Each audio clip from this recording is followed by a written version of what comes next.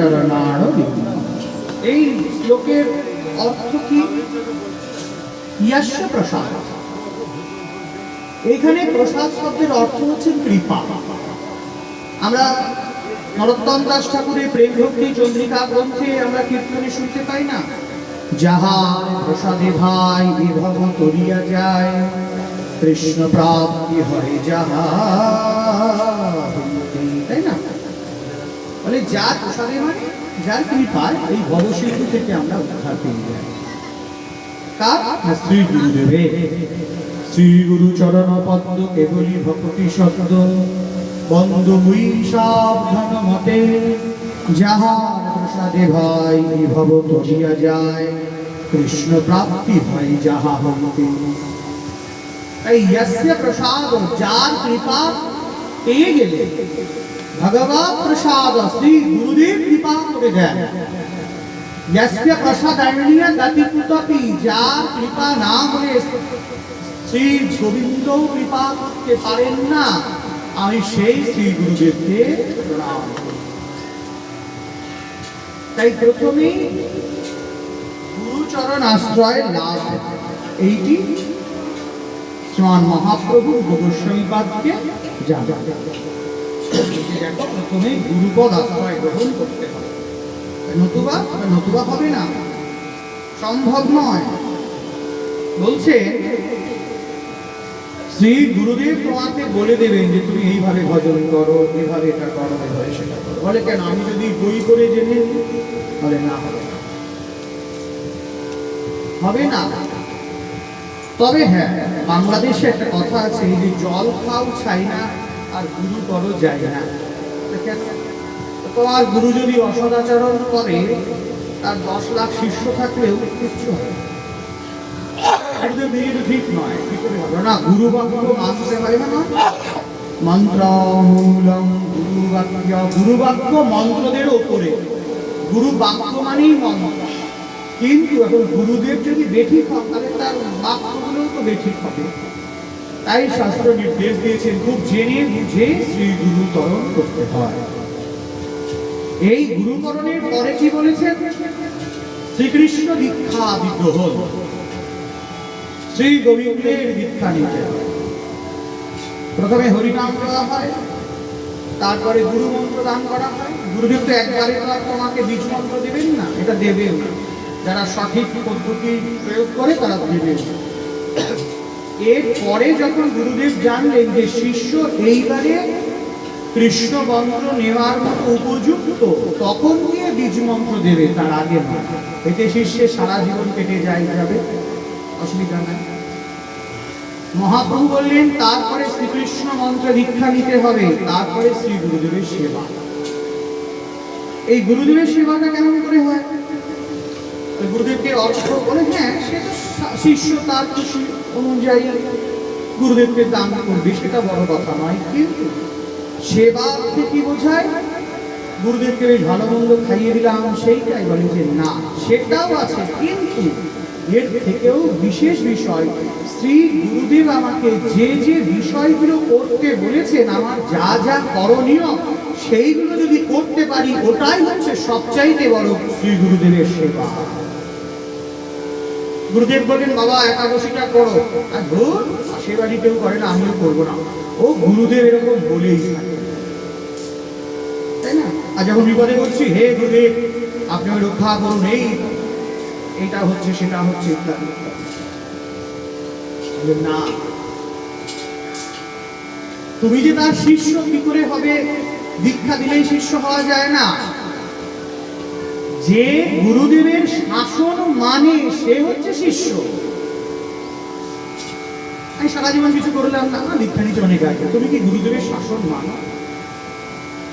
গুরুদেবকে দর্শন করলে কোটি তীর্থ স্নানের ফল লাভ, কোটি তীর্থ স্নান, যা আমাদের এক জীবনে হবে না। শ্রী গুরুদেবকে দর্শন করলে 12 সাজানো দেখাই না, সময় পাওয়া যায় না। জামাই বাড়ি তো রাত দিন ভক্তি দিয়ে যেতে পারবো, তাই না? গুরুদেবের যেতে পারছো, আত্মীয় বাড়ি যেতে পারছো, না করবে না। তুই মনে রেখো, পৃথিবীতে কেউ তোমার উদ্ধারকর্তা নয়। এই ভবসিন্ধু উদ্ধার করবার ক্ষমতা কারো নাই। শ্রী গোবিন্দের আছে, কিন্তু গুরুদেব যদি বলেন তবে। যিনি জাজমেন্ট করেন, তিনি জানেন যে ওই ব্যক্তি নির্দোষ, তবুও যদি সেই ব্যক্তি উকিলকে না করে, জজ কিন্তু তার পক্ষে কথা বলতে পারেন না। উকিলটা কি করেন? সেই ব্যক্তির কথা জজের কাছে তুলে ধরেন। সরাসরি ধরা যায় না, বলে যে জজ যতই জানেন যে ভালো ব্যক্তি, তবুও তার কিছু করার নাই, উকিল ধরেনি। গুরুদেব ঠিক ওই জায়গাটাই আছে। জনজাগতিক জীবের কথা পরমানন্দ রসিক শেখর শ্রুতি শেখর মৌলি শ্রী গোবিন্দ পাদ পঙ্কজে নিয়ে পরিবেশন করে। এখানে হচ্ছে গুরুদেবের মূল্য। তাই শাস্ত্র বলছেন যে শ্রী গুরুদেবের কথাকে মান্যতা দেওয়া, মেনে চলা, এটাও শ্রী গুরুদেবের প্রতি সেবা। আমি গুরুদেব বাড়ি আসলে 10,000 টাকা দক্ষিণা দিয়ে দিলাম, প্রচুর কিছু খাওয়ালাম, কিন্তু গুরুদেব যা বলে আমি একাদশীও করি না, মন্ত্র জপ করি না। গুরুদেব বলে যা বাবা, গুরুদেব বলছে এখন আমারটা তো হয়ে গেল, তুই যাবে না হোক। যিনি সঠিক গুরুদেব হবেন তিনি ওই দক্ষিণা নেবেন না। আমার গুরুদেবকে আমি দেখেছি, একজন দক্ষিণে এসছে, গুরুদেব পরিষ্কার বললেন যে দেখ, এই তো গুরু পূর্ণিমাতে পরিষ্কার বললেন, যারা একাদশী ব্রত পালন করে না, যারা হরিনামটুকুও করে না, তারা যেন আমার সঙ্গে আর কোনোদিনও দেখা করতে না আসে। পরিষ্কার বললেন যে আমার মন্দিরে আসবে, দীর্ঘ দর্শন করতে যাবে, তারা না আসে। কারণ 3 দিন মন্ত্র জপ যদি কেউ বন্ধ দেয়, পুনরায় সংস্কার হতে হয় সেই গুরুদেবের কাছে, মানে ওই মন্ত্র নিষ্ফল হয়ে গেল। আমি সারা জীবন নতুন গাড়ি কিনে গাড়ি চালালাম না, আর রাতেবেলা নিজের বাবা হার্ট অ্যাটাক করেছে, এইবারে গাড়ি চালাতে হবে, আর হয় না, গাড়ি চলে না, জং ধরে শেষ হয়ে গেছে। এটাও তদ্রূপ, মন্ত্র সবসময় জপ করতে হয়, জপাত সিদ্ধি, সর্বদাই জপ করতে হয়, তাকে স্মরণ করতে হয়, পঞ্চকথা নয়। তাকে স্মরণ করলে বিপদে তাকে ডাকার আগে সে এসে দাঁড়ায়। আমরা করি না, গুরু বাক্য মানা উচিত। একাদশী ব্রত, নিত্য ব্রত, এটা করা উচিত। একাদশী ব্রতে যে অন্ন খায়, সে তার মা বাবার হত্যা করে রক্ত খায়, তার গুরুপত্নী গমন করেন, গুরুদেবের হত্যা, অপরের বাড়িতে আগুন লাগালে যে পাপ হয়, অপর ব্যক্তিকে জ্বলন্ত শলাকা দিয়ে মেরে ফেললে যে পাপ হয়, সোনা চুরি করলে যে পাপ হয়, সম্পত্তি ফাঁকি দিয়ে দিলে যে পাপ হয়, সমস্ত পাপ ওই গ্রাসে গ্রাসে ভক্ষণ হয়। বাঁচাবে কে? কেউ বাঁচাবে না, কারো ক্ষমতা নেই। 15 দিন অন্তর অন্তর একটা করে একাদশী হয়, পৃথিবীর সমস্ত পাপ ওই পঞ্চশস্যে গিয়ে অবস্থান করে। এটা ভগবানের নির্দেশ। পাপ দেবতার থাকার জায়গা নাই, পাপ দেবতাকে ওই দিন ওইখানে থাকতে বললেন, কারণ সমস্ত জায়গাটা পুণ্যে পরিপূর্ণ হয়ে যায়। তো আমি ভাবনাকে থাকতে পারি না, ওইসব অজুহাত ভগবান মানে নেন না। তুমি থাকতে পারলে কি না পারলে তার কি আসে যায়?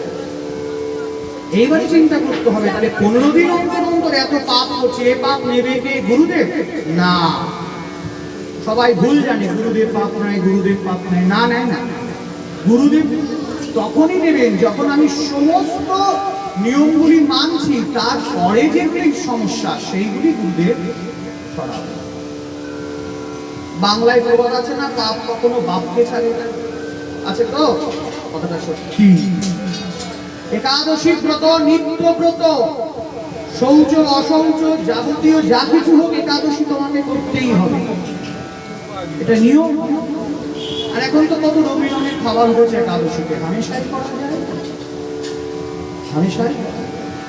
তুই শিব পুজো করো, কালী পুজো করো, যা কিছু করো, যা কিছু করো না, শাস্ত্র বলছে তুমি যা কিছু করো,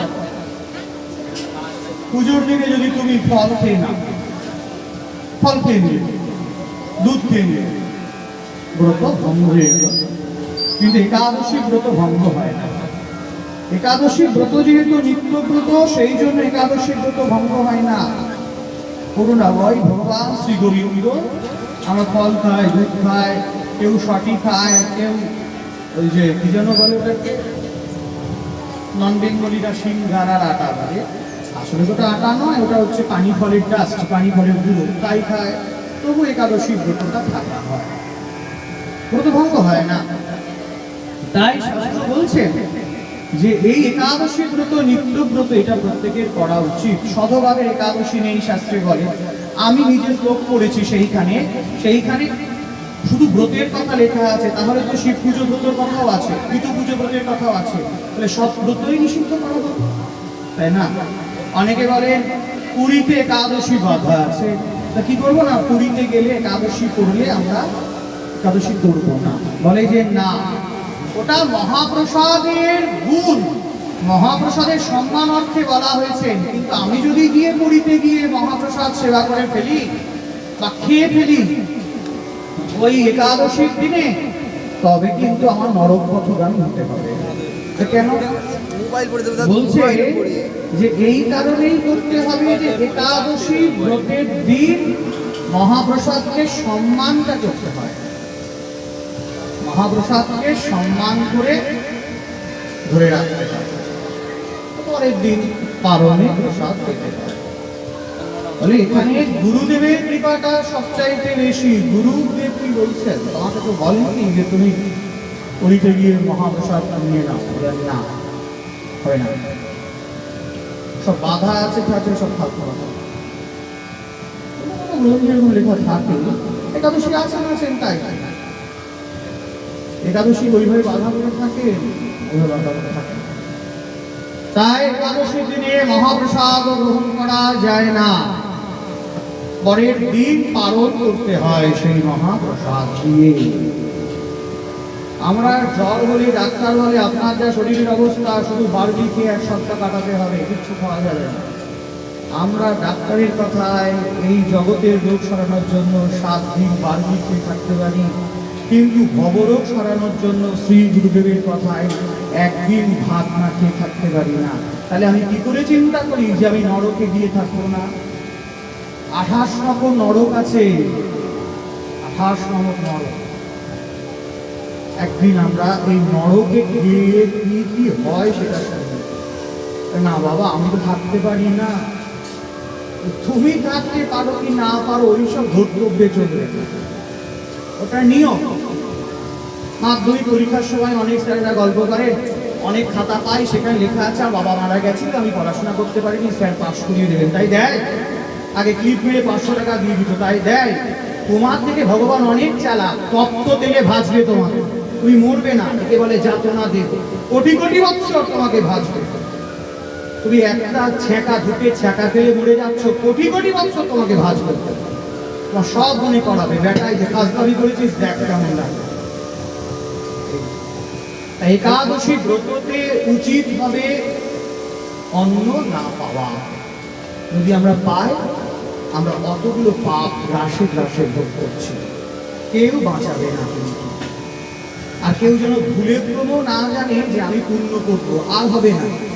আমি 500 টাকা ইনকাম করে 1000 টাকা আমার অপারেটর ধার করা আছে, আরো 500 ইনকাম করতে হবে, তবে গিয়ে হবে। এইটাই ব্যাপার। যে জ্ঞানী সেখান থেকে বুঝে নেবে, আর যার কিছু হবে না সে জানবে যে আমি ওখানে যাচ্ছি। হরিনাম বাঁচাবে, ওর বাঁচাবে কি করে? নামই তো অশুদ্ধ হয়ে যাবে। 10বিধ নাম অপরাধ আছে, আমরা তো নামাভাস করি মাত্র, নামের আভাসটা পাই।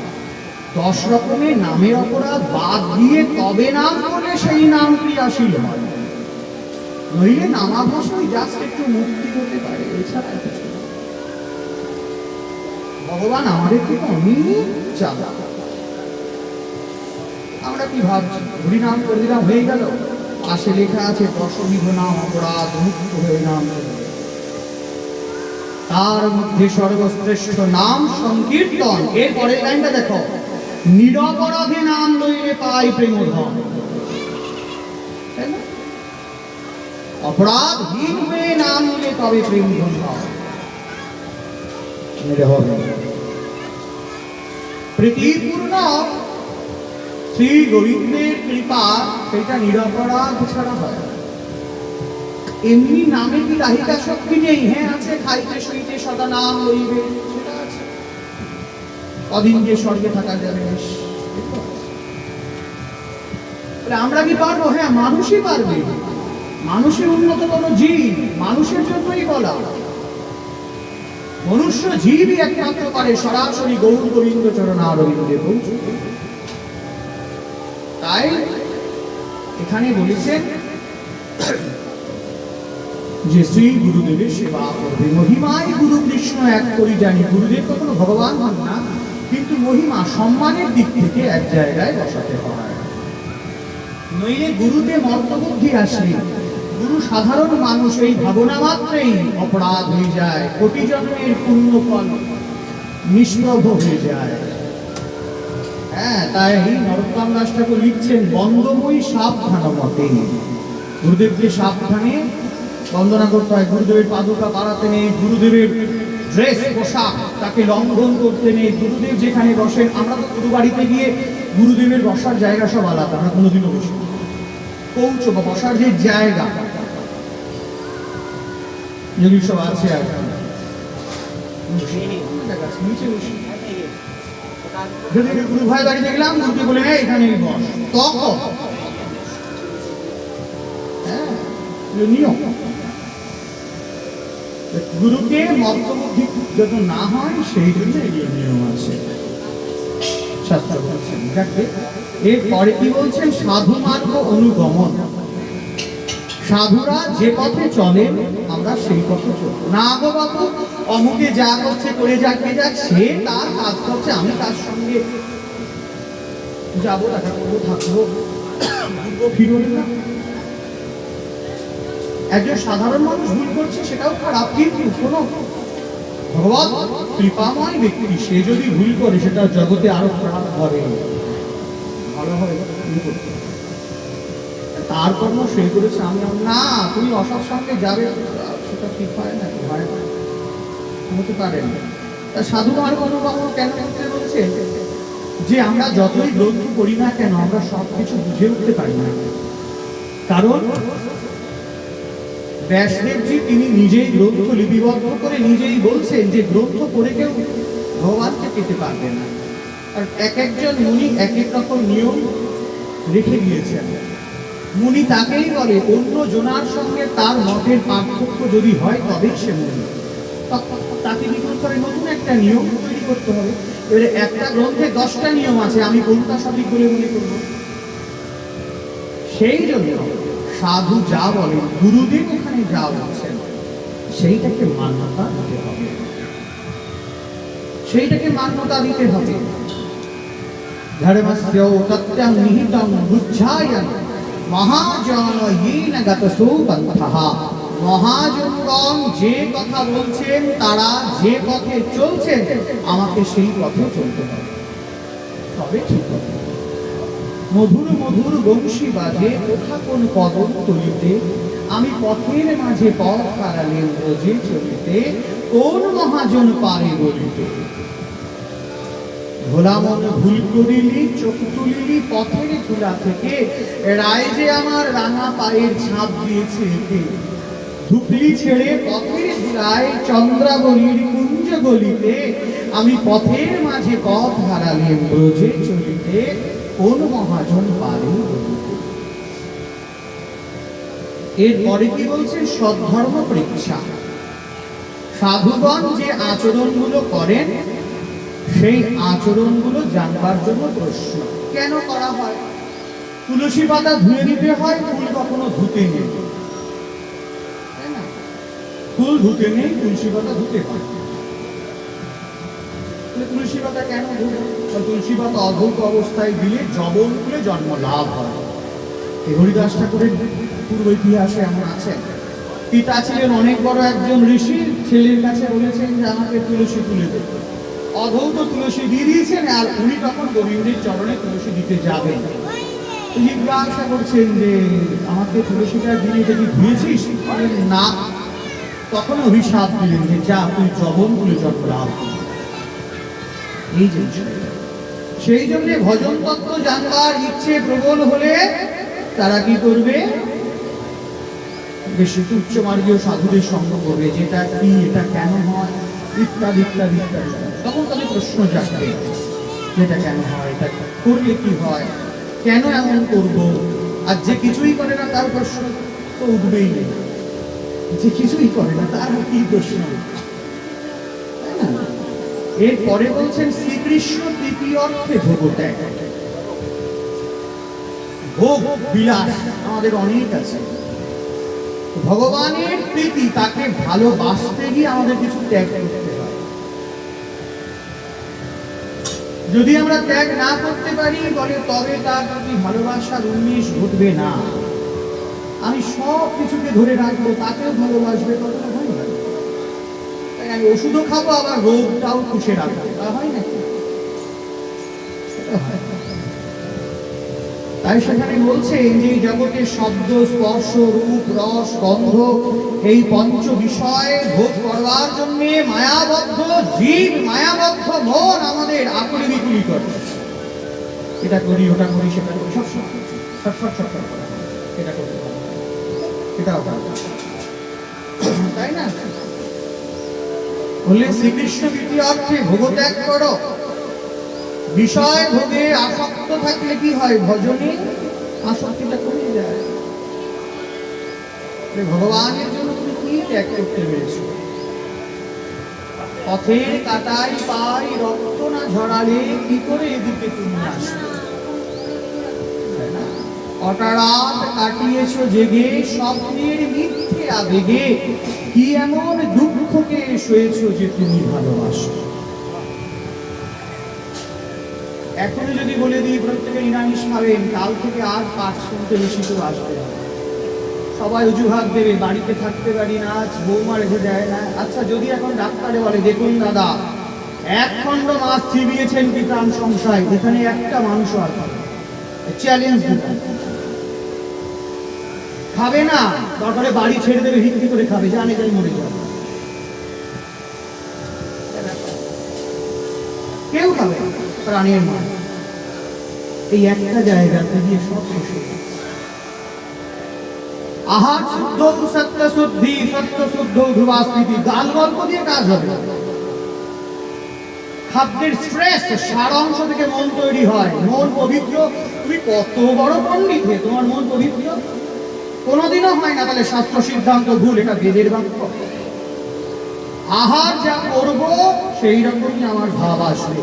যদি ভাব আসে সম্পূর্ণ নাটকবাজি হবে, নাটক করছে আপনি ভাববেন, আসলে আহার শুদ্ধ সত্য শুদ্ধি, তারপরে সত্য শুদ্ধ ধ্রুবাস্মৃতি হয়, তাহলে হবে না। মানে বলছে তাকে ভালোবাসি ভালোবাসি করে জীব দিয়ে তুমি ময়লা করে ফেলবে, কিসের ভালোবাসা?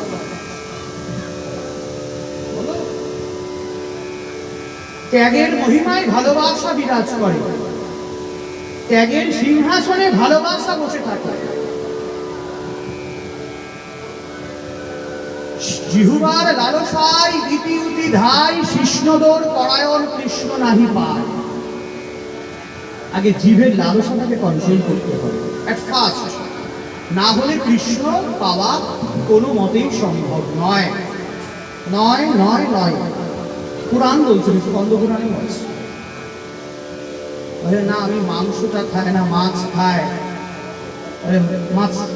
মাছটা বাদ দিয়ে মাংসটা কেউ তাও কিছুটা হতে পারে, তাই না? মাংস শব্দের অর্থ মনু।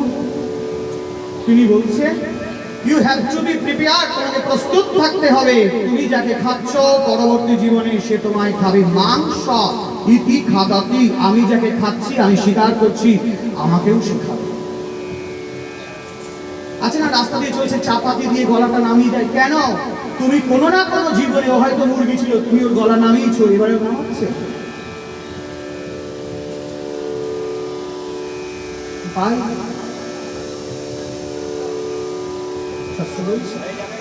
মৎস্য ভগবানের অবতার, ভগবানের মুখে লাথি মারাও যায়, এটাও অবতার না? মৎস্য অবতার বারবার লম্বা হয়ে যাচ্ছে। যে পাত্রে নিয়ে আসছে মৎস্য সেই পাত্রে লঙ্কা হচ্ছে। এই পাঠগুলো শুনতে ভালো লাগে না, বলে ওই জন্যই তো দেশের এই অবস্থা, জুতো দিয়ে প্যান্ডেল তৈরি হচ্ছে। কমিটি কর্তৃপক্ষ বলছে খুলবো না। জুতো কোথায় থাকে? মন্দিরের বাইরে রেখে যায়, আর থিমই হচ্ছে জুতো দিয়ে প্যান্ডেল। ছোট কি আসছে যায়। সেই জন্য আমাদের চেষ্টা করতে হবে আহার শুদ্ধিটা আমরা যেন করতে পারি। আমাকে অনেকে বলে আমি এটা পারি না, আমি শুধু শুনে মনে হাসি করে। তুই আমাকে বলে কি করবি? আমি নয় স্বীকার করলাম, ভগবান তো অজুহাত মানবে না, কিছু মানবে না, উনি অজুহাত মানেন না। আগেই জিজ্ঞাসা করে তোমাকে পাঠিয়েছি কেন। সেই জন্য চেষ্টা করতে হবে, হার্ড অ্যান্ড ড্যান চেষ্টা করতে হবে।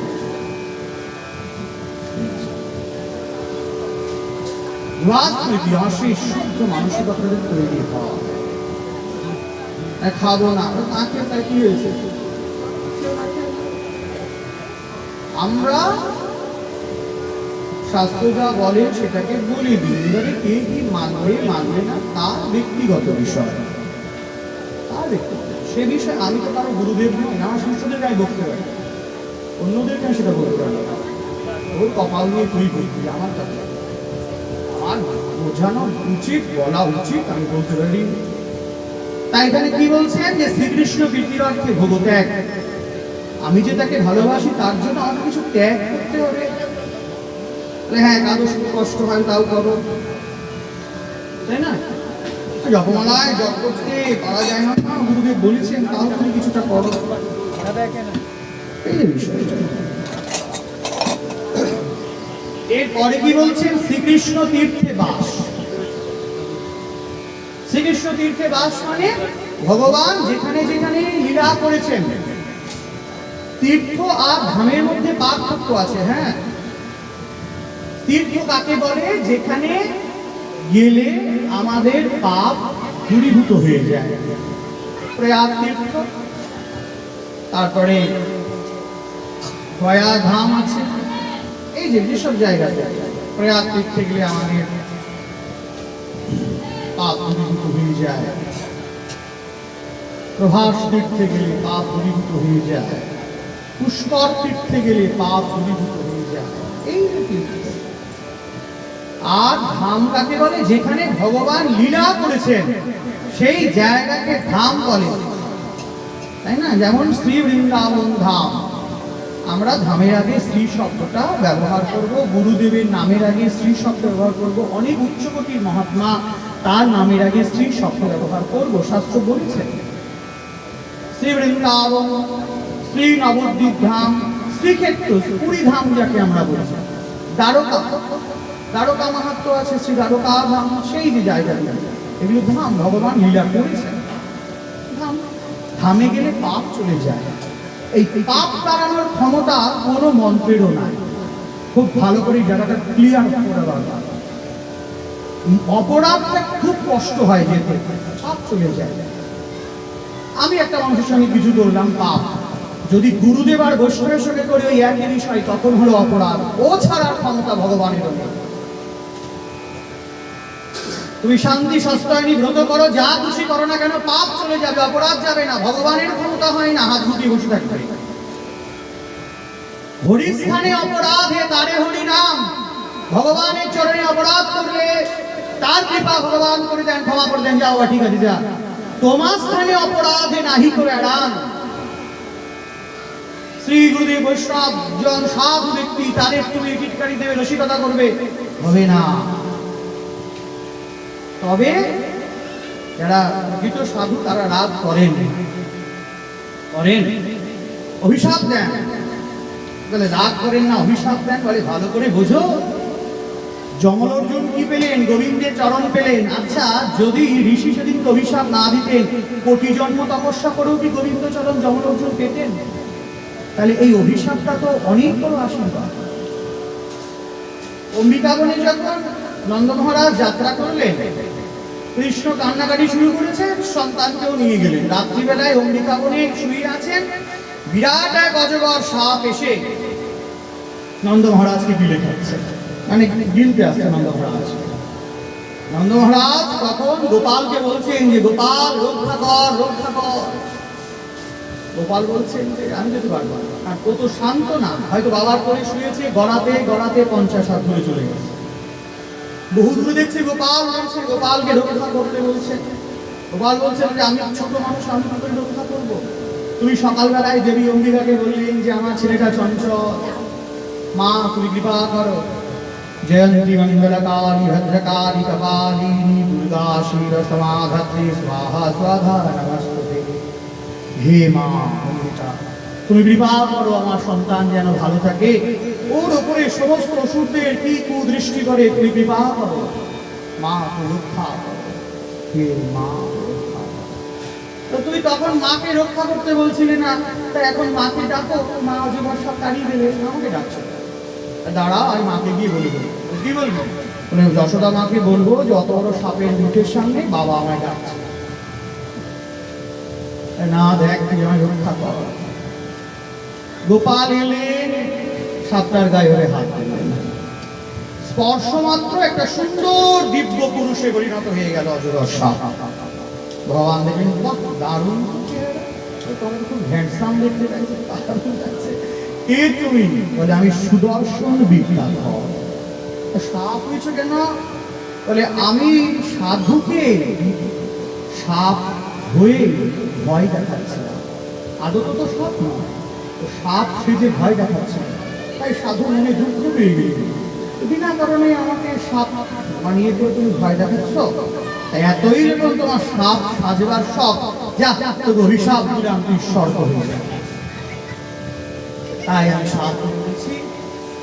যখন আমি জানলাম যে আমি সাপগ্রস্ত হয়ে গেছি, আমি সাধুর চরণে লুটিয়ে পড়লাম যে তুমি আমায় কৃপা করো। সাধু বললেন তারপরে নন্দ মহারাজ অম্বিকা বনে যাত্রা করবে, সেই সময় শ্রী গোপাল আসবে, আর রাত্রিবেলায় নন্দ মহারাজ সেই বনে যখন ঘুমিয়ে থাকবে তুমি সাপ হয়ে গ্রাস করবে, আর শ্রী গোবিন্দ চন্দ্র তোমাকে স্পর্শ মাত্র তুমি পুনরায় সেই দেহ ধারণ।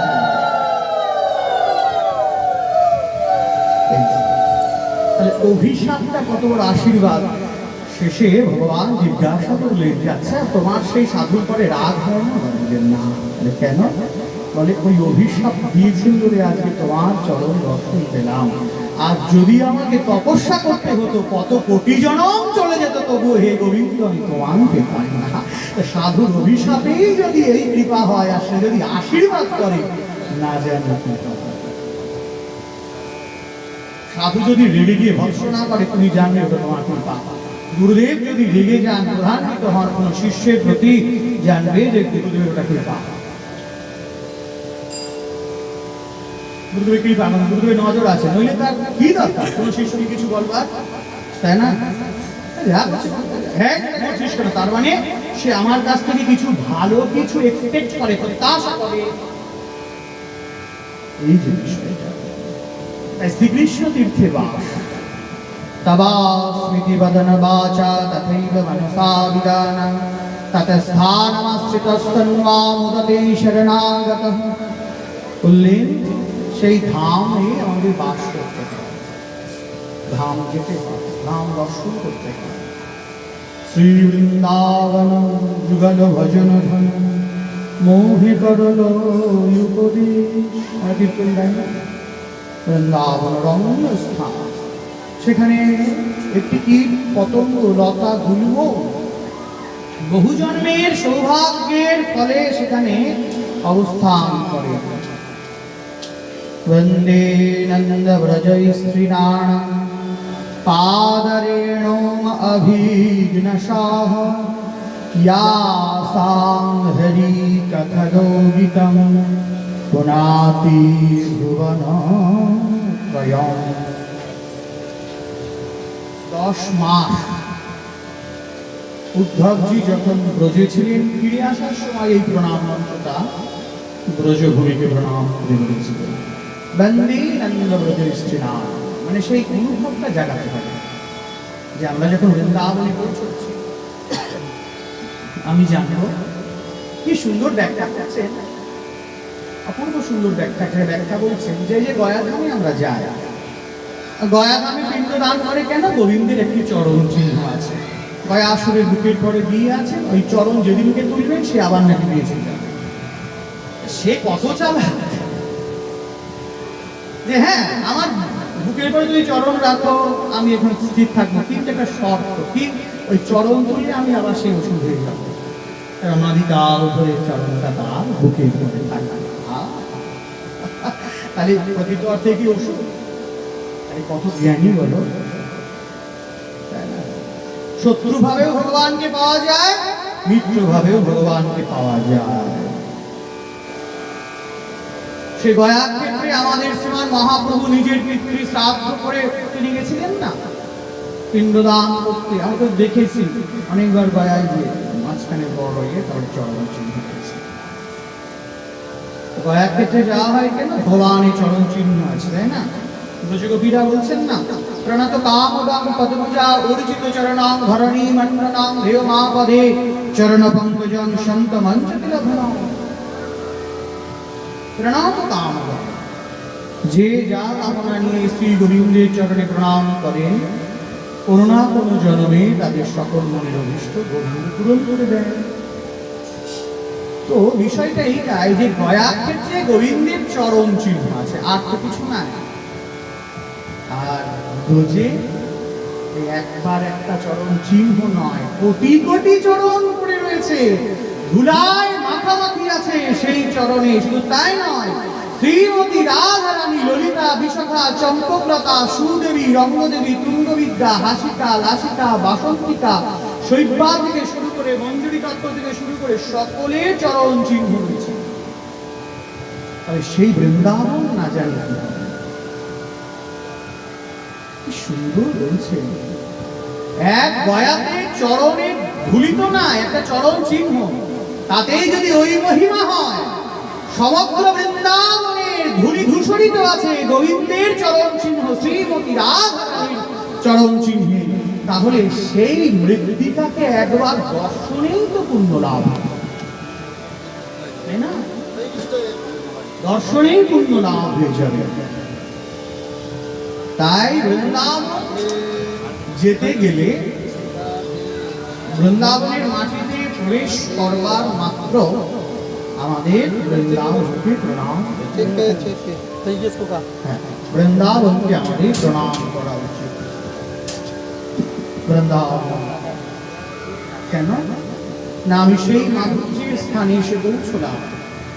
এটি জড়জাগতিক জায়গা নয়, যদিও লোকজন যাচ্ছে, ট্রেন বাস সব চলছে, বলে এটা বাহ্যিক দৃষ্টি, অন্তর্দৃষ্টি দিয়ে দেখবার চেষ্টা করতে হয়। এটা বলে তখন যে আমাদের কত ভজন নাই, বলে আমার নেই, ঠিক আছে, তখন ব্যাকুল ভাবে শ্রী গুরুদেবকে ডাকতে হয়, হে গুরুদেব আপনি কৃপা করুন, যেন অন্তত এই যেই কয়দিন আমি বৃন্দাবনে থাকবো, যেন বৃন্দাবনের এই বাহ্যিক বিষয়টা আমার সামনে না আসে, আমি যেন সেই আভ্যন্তরীণ বিষয় দেখতে পারি। আমি যেন দেখি কুসুম সরোবরে আজও দিকে দিকে নবকুন্দ মালতী প্রস্ফুটিত হয়ে আছেন, ললিতা, বিশাখা, চম্পকলতা, তারা হাতে ফুলে সাজিয়ে নিয়ে একে একে ফুল তুলে শ্রীমতী রাধারানীকে দিচ্ছেন। আর কুসুম সরোবরে নিভৃত কুঞ্জে প্রেমময়ী শ্রীমতী রাধারানী মনের অনুরাগ নিশ্চিত করে, হৃদয়ের অনুরাগ দ্বারা নয়ন বাড়ি বর্ষণ করে তার প্রাণ প্রিয়তম শ্রী গোবিন্দের জন্য মালা বন্ধনা করছেন, মালা রচনা করছেন। তাহলে এই ভাবনাটা তোমাকে জাগালে কি হবে? বলে দেখবে ওই জাগাতে জাগাতে জাগাতে জাগাতে কৃপা হয়। ধামে যাচ্ছ তো, কোনো সাধু তোমায় কৃপা করে দিল, তুই বুঝতেই পারলে না, অযাচিত কৃপা। হে প্রভু, এই লোকটা এত ভালো কথা বলে, কিন্তু এর আহা শুদ্ধ বুদ্ধ নেই, এই কৃপা করো হে গোবিন্দ যেন ভালো হয়। ও আপনারা কিছু করতে পারেন না, আপনি বুঝতেই পারবেন না, সব কিছু ত্যাগ। এটাই হচ্ছে সাধুদের কৃপা, সাধুদের মহিমা। তাই শ্রীকৃষ্ণ তীর্থে বাস করতে পারে। নিত্য সিদ্ধ, সাধন সিদ্ধ, কৃপা সিদ্ধ, তিনটি ভাবে সিদ্ধিপ্রাপ্ত হয় জীব। সবচাইতে সহজতম পন্থা কৃপা সিদ্ধ। আমি সকলের চরণতলে বসে থাকবো এবং সকলের চরণ ধরি মস্তকে এসে পৌঁছাবে, আমি গোবিন্দ চরণারবিন্দে যাব। রাজা রঘুবন যখন জিজ্ঞাসা করলেন ভরতকে যে কি করলে কৃপা হয়, রাজা ভরত বললেন, ভরত রাজাকে বলছে যে দেখুন আপনি যাই করেন, আপনি চন্দ্রের উপাসনা করেন, আপনি সূর্যের উপাসনা করেন, আপনি যারই উপাসনা করেন না কেন, যতদিন না পর্যন্ত নিষ্কিঞ্চন বৈষ্ণবের চরণ ধুলি আপনার মস্তকে এসে না পৌঁছাচ্ছে, ততক্ষণ পর্যন্ত ভজন সিদ্ধ হবে না। আমি যতই দেখা গেল যত শাস্ত্র আছে সব মুখস্থ, পৃথিবীর সেরা পণ্ডিত, তবুও তার ঈশ্বর দর্শন না হতে পারে, এমন বিষয়। ওই মহতের কৃপা না হতে পারে, মহত পাদ রাধীনা অভিষেক, মহতের কৃপা না হওয়া পর্যন্ত সেই মাধুর্য লীলা নিকেতন শ্রী গোবিন্দের প্রেমানুভূতি জাগবে না। সারা জীবন রসগোল্লা তৈরি করে যেতে হবে, মুখে আর দেওয়া যাবে না, তাই না? সেই জন্য বলছেন মন সরল করে ঈশ্বর চিন্তা করো, মন সরল করে করো। বলে বাস বিচার করবো, বলে করবে কিন্তু অতিরিক্ত নয়। সমালোচনা করবো, করবে অতিরিক্ত নয়। করলে কি হবে? বলে তবে তুমি ভালোবাসার সময় পাবে না। একটা বিখ্যাত উক্তি আছে, তুমি সকলের সমালোচনা করতে থাকবে, তুমি কাউকে ভালোবাসার আর সময়টা পাবে না। আর সব আমি জানতে চাই, বলে অতিরিক্ত জানবে না, ভাবনাই আনবে। জানতেই যদি সময় গেল, ভাবতে পেলাম, দারুণ কথা। অনুভব কত জানবে, কত জানবে। বৈষ্ণব গ্রন্থ যে কত আছে, সত্যিই তাই। সর্বস্বের লিখিত গ্রন্থ প্রচুর আছে। কালকে আমি আর আমার এক দাদা হিসাব করছিলাম, 1,65,000 টাকা খরচ হলে, মানে আমার যে গ্রন্থ আছে তারপরও 1,65,000 টাকার গ্রন্থ কিনলে তবে গিয়ে হচ্ছে, এটা বলা যায়। তার কাছে আছে, তাকে দেখে মনে হবে দারুণ, দেবদূতের মতো তার চেহারা, অপূর্ব রূপবান,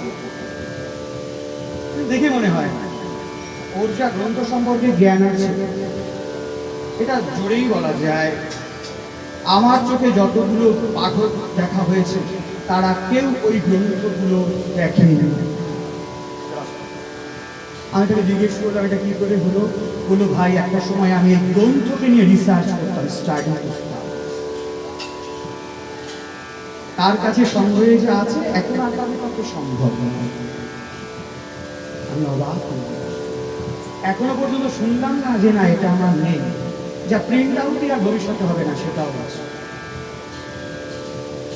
খুব জানি কি করে বলো তো? ওই এক জায়গায় ঠিক আছে, গুরুদেব শুদ্ধ হৃদয় কৃষ্ণ চক্রবর্তী নাকি যেন কোথায় যেন তাকে মনে নাই, বাংলাদেশ গুরুদেবটা ঠিক আছে, জানিস খাইতো সরকার বম্বে ছিল, এখন আবার ফিরে এসছে বাড়িতে। ভীষণ গান, অপূর্ব ক্লাসের গান বাজলাম, দুর্ধর্ষ গান জানতাম না, জানতাম অত সুন্দর গান গাইতে পারে।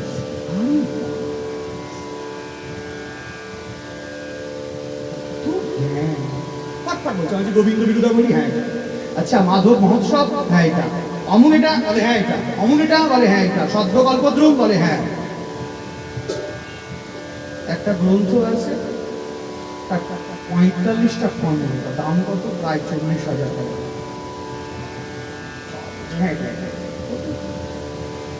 ভালো। এই যে বলেন না যে বৈষ্ণবকে চেনা বড় দায়, কথাটা সত্যি। হ্যাঁ গো, আমি অবাক করি, কত জ্ঞান পাই। যদি বলো লেগে যাবে যে না, অবাক করি। আমরা অনেক জায়গা থেকে বঞ্চিত আছি, সেই গ্রন্থগুলো আমরা বলতে পারি না, সময় হয় না। অনুভবের গ্রন্থ মাধব মহোৎসব,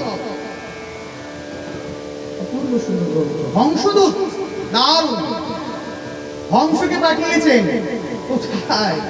মথুরায়। আচ্ছা রাজহাঁসকে পাঠালেন কেন? ময়ূরকে পাঠাতে পারতো না? পারতো তো, রাজহাঁসকে পাঠিয়েছে কেন? কেন পাঠিয়েছে জানো? রাধারানী ওই বলে না যে দুধ আর জল মিশিয়ে দিলে হাঁস ঠিক বুঝতে পারে। এখন গোবিন্দ তো রসিকেন্দ্র চূড়ামণি, রাধারানী ভাবছে যে একে তো আমি দুধ হিসাবে পাঠাচ্ছি, তো গোবিন্দ আমার কতটুকু জল মেশাবে আর কতটুকু যে সঠিক বলবে তার তো ভাবনা ঠিক নাই। ওই রাজহাঁসকে পাঠাই, ও ঠিক বুঝতে পারবে যে তুমি কোনটা সঠিক বলছো আর কোনটাই জল মিশাচ্ছ। ও ময়ূর পাঠিয়ে লাভ নেই, আমি হংস দূত করে পাঠাই হংস। একটা গ্রন্থ আছে, প্রেম শঙ্খ বলে একটা গ্রন্থ আছে, যদি কোনো সময় পাই আমরা থরলি ওটা বলবো। অপূর্ব সুন্দর ছোট্ট গ্রন্থ, কি অনুরাগ প্রেম শঙ্খ। হ্যাঁ, তো যাই হোক, সেই জন্য মহাপ্রভু বললেন যে শ্রীকৃষ্ণ তীর্থে বাস, আর ভগবানের কথা বেশি করে শুনতে হবে।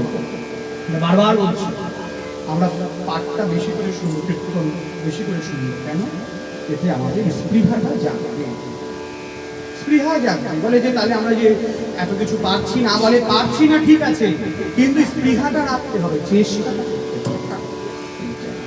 তো যাই হোক, আমরা এখন ভোগ লিখে যাবে, আমরা এখন ভোগের কীর্তন শুরু করবো। সকলেই চাই এই গৃহের প্রত্যেকের মন যেন গৌরবৃন্দ চরণারবিন্দে থাকে, এই প্রার্থনা জানিয়ে উপস্থিত সকল ভক্তবৃন্দের চরণে বিনম্র প্রণাম নিবেদন করে আমাদের ভগবত কথা এখানে বিশ্রাম হচ্ছে। নিতাই গৌর সীতানাথ।